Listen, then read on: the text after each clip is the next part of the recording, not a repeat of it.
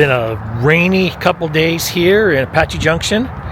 We have been back here home at our home RV park for about 3 weeks. We left for a week, had the work done on the RV, so now we're back and getting settled in for the remainder of the winter. We're going to be here till April, so it's going to be a great 5 months. But we've got some changes to talk to you about. Wait until you see this. Alright, I can put this away. Welcome to Campground USA. Okay, I'm on day 3 of my work camping job, which none of you know. I took a work camping job. So as most of you know, or maybe you don't know, but if you've been hanging around the channel for a while, we come back to our home state of Arizona every winter, and we stay for about 5 months. And so Kevin and I have always talked about the work camping. I didn't think it would happen this year because Hayden is getting married, and I thought, it might be too crazy. And an opportunity came up, and I took it. So I am literally on day 3. So I'm sure there'll be more to report from there. But I'm working in the office, just kind of learning the ropes, scheduling, all that good stuff. I did answer the phone wrong. I went back to 3.5 years ago when I worked at the school, and I answered it, the school that I used to work at. So that was quite embarrassing. I haven't done it since though. But yeah, it's been good. It's been good. You do that good, Lareka. Oh, geez. And there's Dawn, our friend Dawn. Oh, he's still on. Oh yeah, of course. Yes, and that is the best part of work camping. I get to work with my friend. I know, it's so exciting. So This is our first day working together. it is. Day 1 and 2, I was with our manager, and then today it's just Dawn and I. So I'll work Monday through Wednesday. So only 3 days a week. It's pretty fantastic. I mean, are you guys getting any work done being here alone together? Yeah, actually, yes. I've learned a lot, to be honest. Like, and it's good. I get different points of view. Like, you know. Yes. Everybody So, has their and way of doing stuff. I feel more relaxed with Dawn, to be honest with you. It's not always easy to work when you're new and it's like management and you're just like, I don't know what to do, what I can do. But no, it's been good. It's been good. Every day gets better, I think. I just need to remember allocations. That's my keyword. I think I have the allocations down. She's doing great. She's doing great. And I am not working. I am just enjoying retirement, having some time by myself. I get to do all the editing and stuff on the video, so. Why don't you want to work at a campground, Kevin? What? Why don't you want to work at a campground? I'm afraid the cop in me would come out. He doesn't want to work, period. I don't want to be on anybody's schedule. I like my own schedule, so it is what it is. We'll see what happens. Back at the Ford dealership here in Apache Junction. Yesterday, Lareka and I, we were driving home from shopping and got the check engine light flashed up on the dashboard.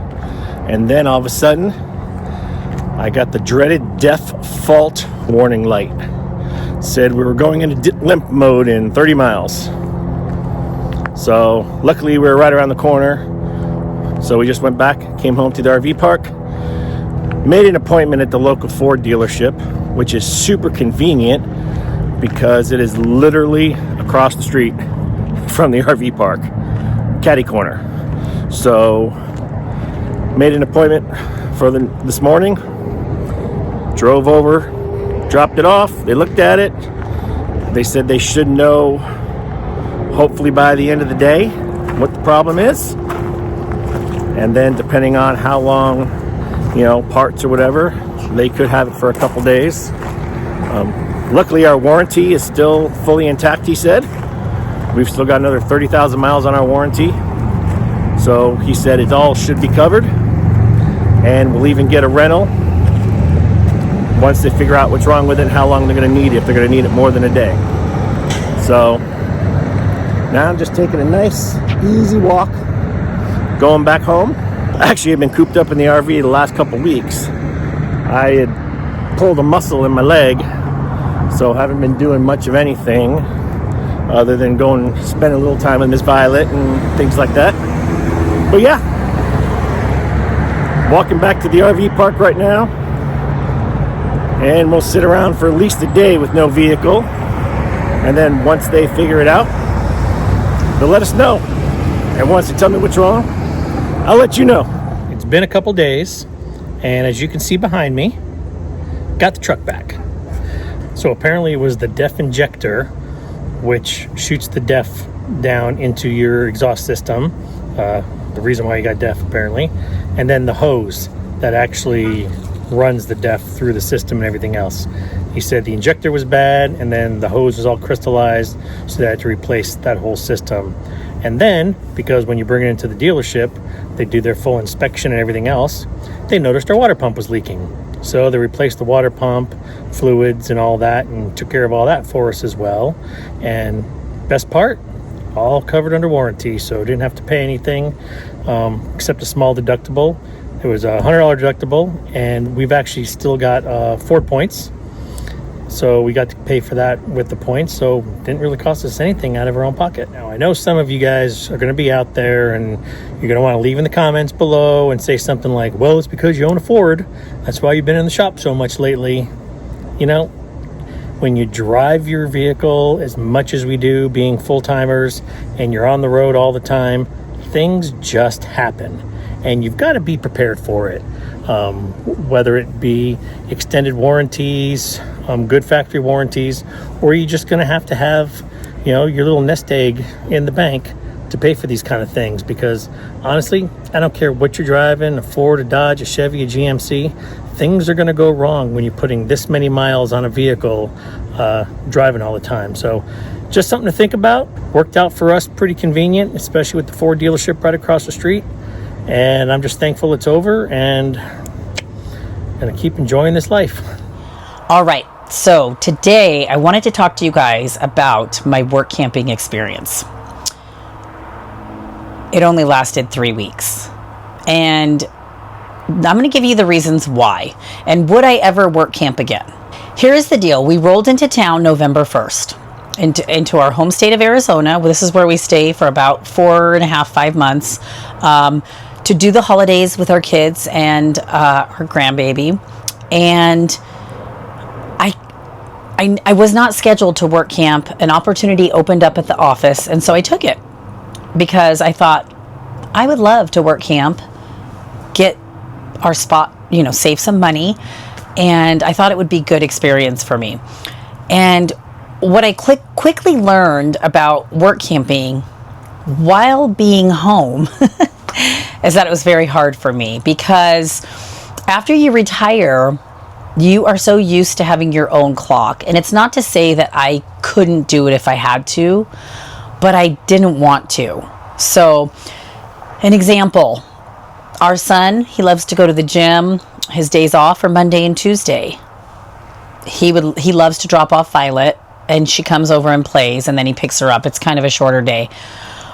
That was happening, and I worked on Monday, Tuesday, and Wednesday. And so I was missing Violet time, and I didn't like that, because our whole reason for being home was to spend time with family and friends, and especially our sweet Violet as she grows, and we don't get to see her the rest of the year as often.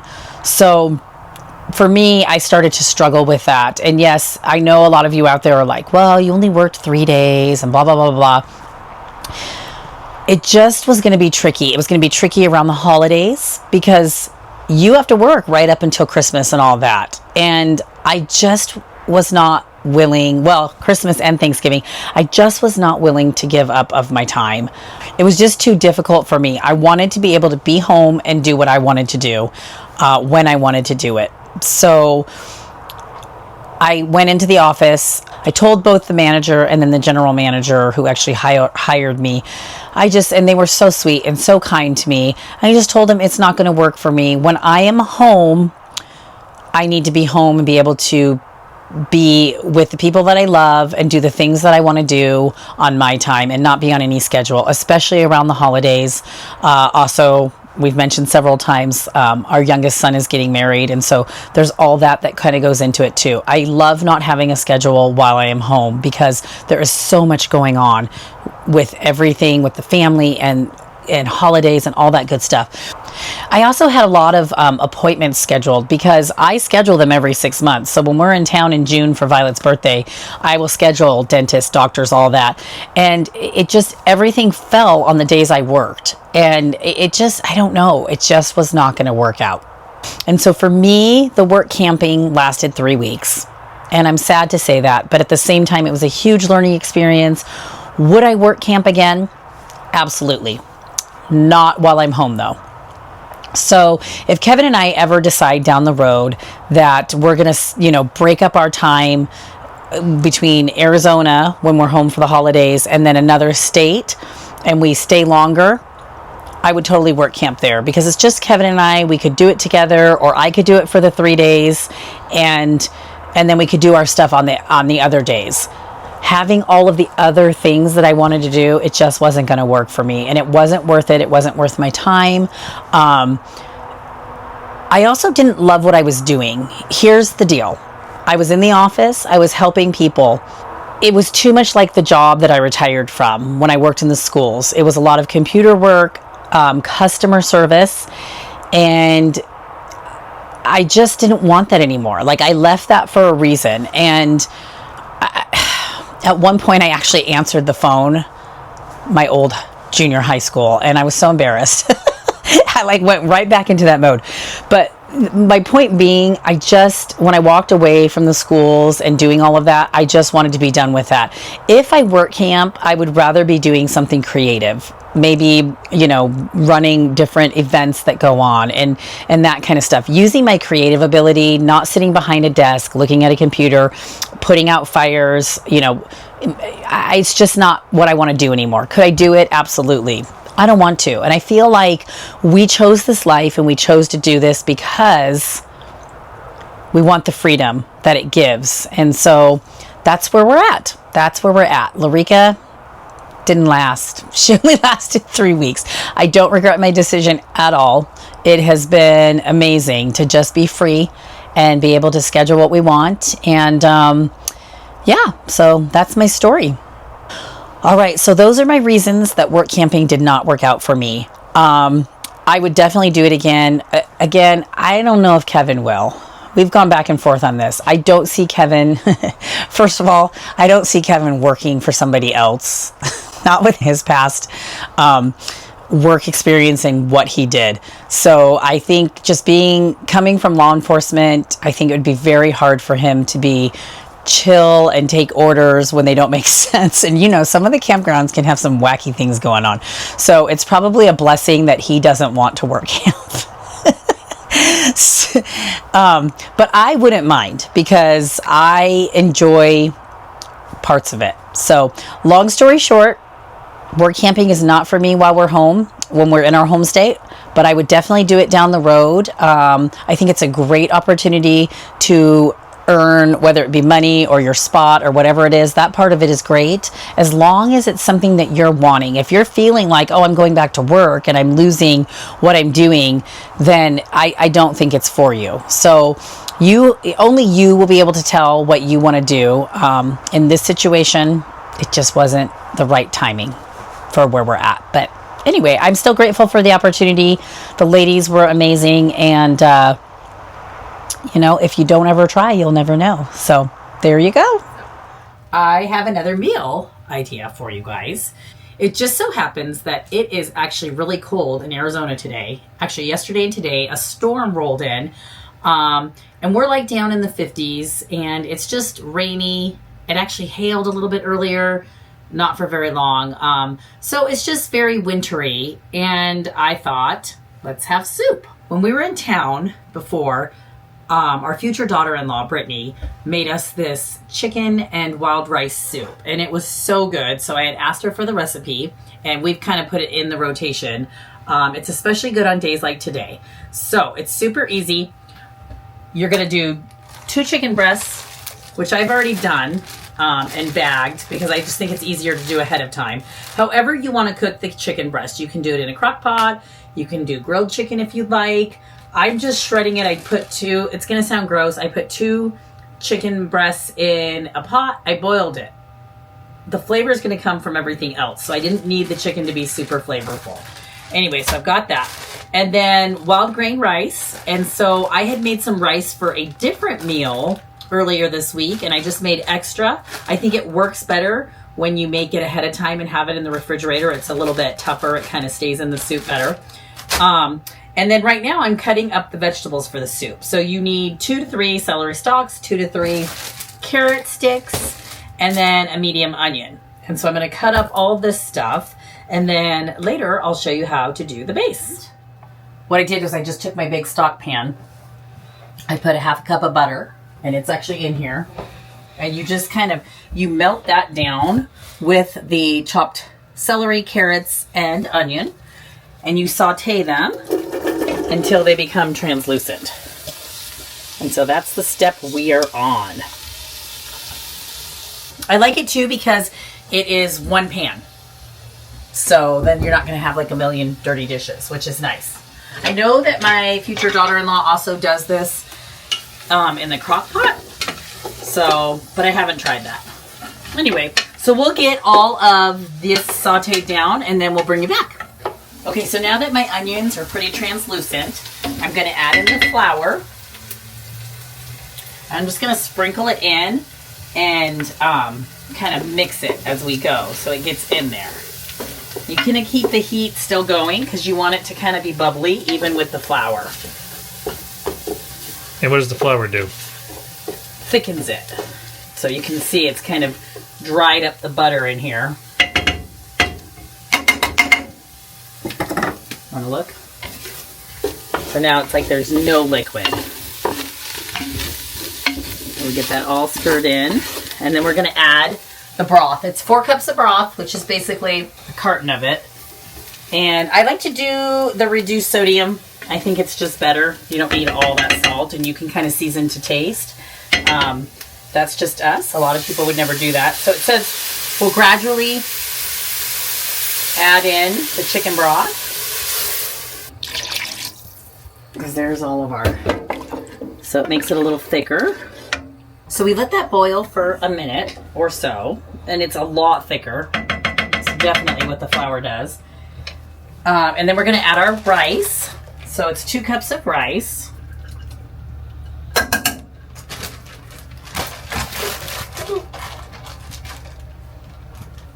Okay.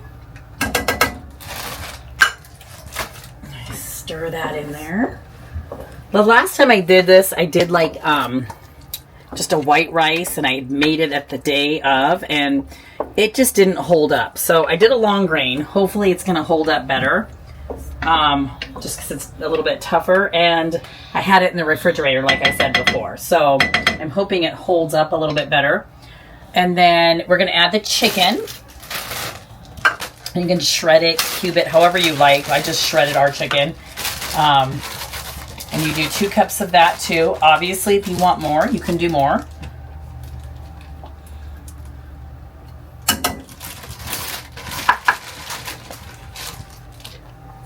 And I do heaping cups because why not have more chicken? And then you're going to add 2 cups of half and half, which I have measured out here. Just add that in as well. Make it even creamier. So I had originally planned to serve this with like a salad. Sometimes when I make soups, we'll do it like with turkey bacon tomato sandwich, like, you know, like a bacon BLT. But you can do it with anything. So we kind of had a late lunchish. So I think we just might do the soup. It was one of those lazy days with the weather today, huh?